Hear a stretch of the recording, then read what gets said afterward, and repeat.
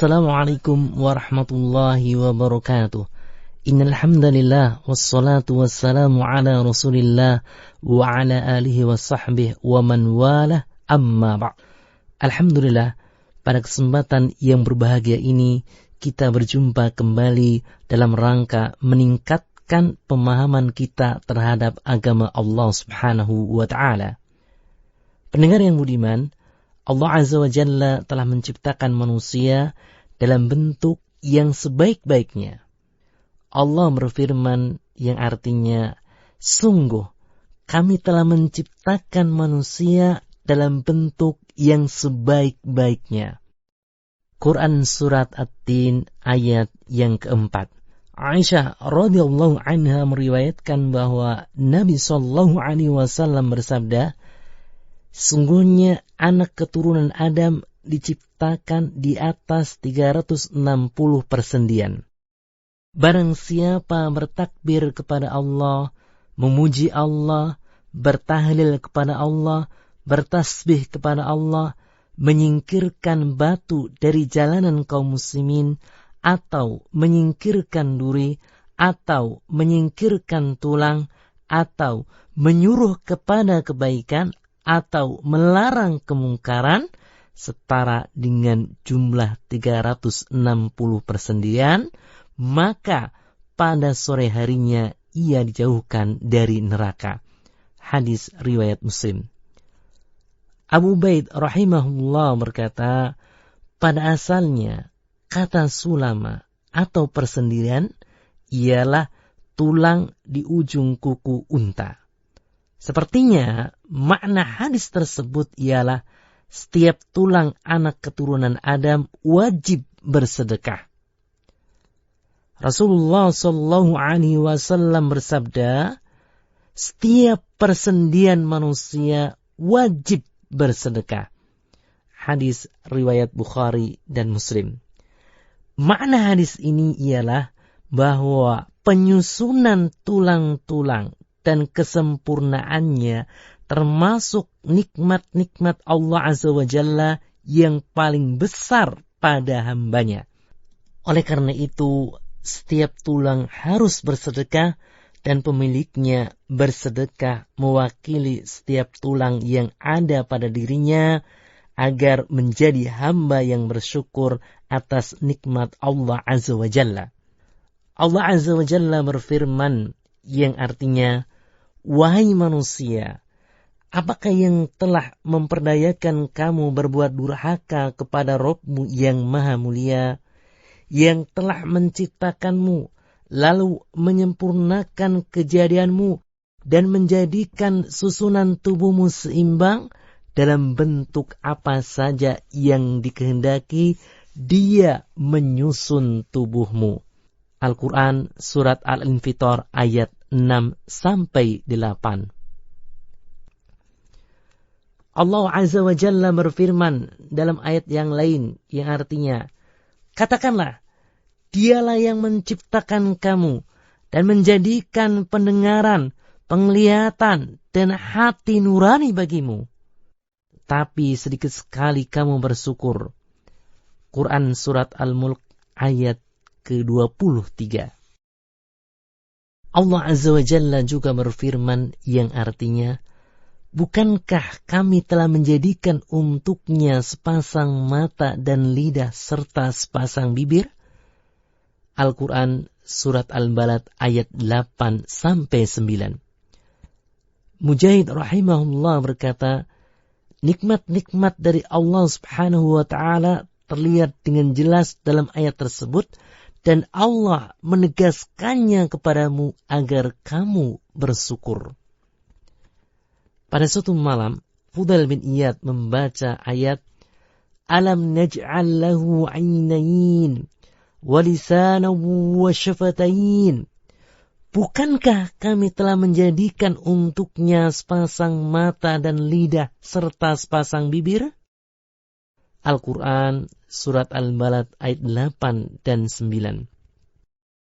Setelah membaca ayat tersebut, Fudail bin Iyad menangis. Ia ditanya, mengapa engkau menangis?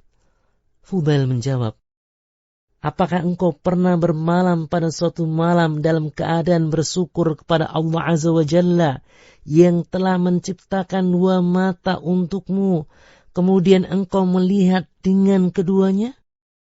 Apakah engkau pernah bermalam pada suatu malam dengan keadaan bersyukur kepada Allah Azza wa Jalla yang telah menciptakan lidah untukmu sehingga engkau bisa berbicara dengannya? Al-Fudail mengulang-ulang kalimat tersebut. Rasulullah SAW bersabda, dua nikmat di mana kebanyakan manusia tertipu dengan keduanya, kesehatan dan waktu. Hadis riwayat Bukhari. Nikmat kesehatan dan waktu adalah termasuk nikmat-nikmat Allah Azza wa Jalla. Pada hari kiamat, manusia akan ditanya tentang nikmat yang Allah berikan kepadanya, dan manusia akan dimintai pertanggungjawaban. Bagaimana Allah Subhanahu wa Ta'ala berfirman yang artinya, kemudian kamu benar-benar akan ditanya pada hari itu tentang kenikmatan yang megah di dunia. Al-Quran Surat At-Takatsur ayat ke-8. Maksudnya, Allah Azza wa Jalla menganugerahkan kepada hamba-hambanya nikmat-nikmat yang tidak bisa mereka hitung, dan Allah Subhanahu wa Ta'ala menuntut mereka bersyukur, dan Allah meridhoi syukur mereka. Ada yang berpendapat bahwa jika Allah memberi salah satu nikmat kepada seorang hamba, kemudian ia memuji Allah atas nikmat tersebut, maka pujiannya kepada Allah lebih baik daripada nikmatnya. Para ulama membenarkan bahwa pujian lebih baik daripada nikmat karena yang dimaksud dengan nikmat tersebut ialah nikmat dunia, seperti kesembuhan, rezeki, kesehatan, waktu, penjagaan, dan lain sebagainya. Ini adalah termasuk nikmat dunia. Sedangkan nikmat agama adalah perkataan syukur, yakni alhamdulillah. Kedua nikmat tersebut, yakni nikmat dunia dan nikmat agama adalah nikmat dari Allah Azza wa Jalla. Namun nikmat agama kepada hambanya dalam bentuk memberikan petunjuk untuk mensyukuri nikmat-nikmatnya dan memuji atas nikmat-nikmatnya itu lebih baik daripada nikmat-nikmat dunia yang Allah berikan kepada hamba-hambanya. Karena jika nikmat-nikmat dunia tidak disikapi dengan syukur, maka nikmat dunia tersebut menjadi petaka. Jadi Allah Azza wa Jalla membimbing hambanya untuk mensyukuri nikmat-nikmat dunia yang diberikan kepada hambanya, dan ia bersyukur dengan mengucapkan alhamdulillah, maka nikmat itu lebih baik daripada seluruh nikmat dunia dan lebih dicintai oleh Allah Azza wa Jalla.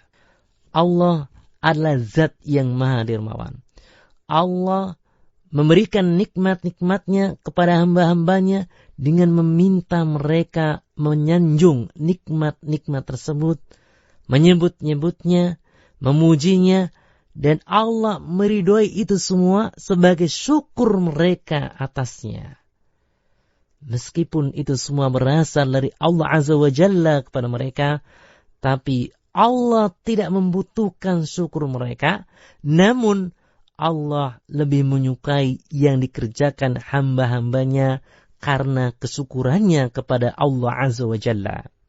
Dan di antara bentuk rasa syukur seorang hamba atas segala nikmat yang Allah berikan adalah dengan bersedekah dari sebagian harta yang telah Allah berikan kepadanya.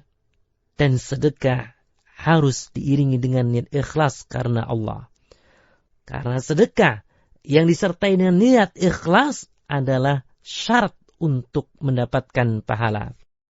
Allah berfirman dalam Al-Quran surat An-Nisa ayat yang ke-114 yang artinya, tidak ada kebaikan dari banyak pembicaraan rahasia kecuali pembicaraan rahasia dari orang yang menyuruh orang bersedekah, atau menyuruh orang berbuat kebaikan, atau menyuruh perdamaian di antara manusia. Barang siapa berbuat demikian karena mencari keridhaan Allah, maka kelak kami akan memberinya pahala yang besar. Pendengar yang dirahmati Allah, semoga setelah kita mengetahui betapa kuatnya anjuran untuk bersedekah dan betapa banyaknya nikmat yang telah diberikan oleh Allah Ta'ala, kita menjadi semakin termotivasi untuk senantiasa bersedekah di jalan Allah Subhanahu wa Ta'ala. Amin. Wallahu a'lam. Wassalamualaikum warahmatullahi wabarakatuh.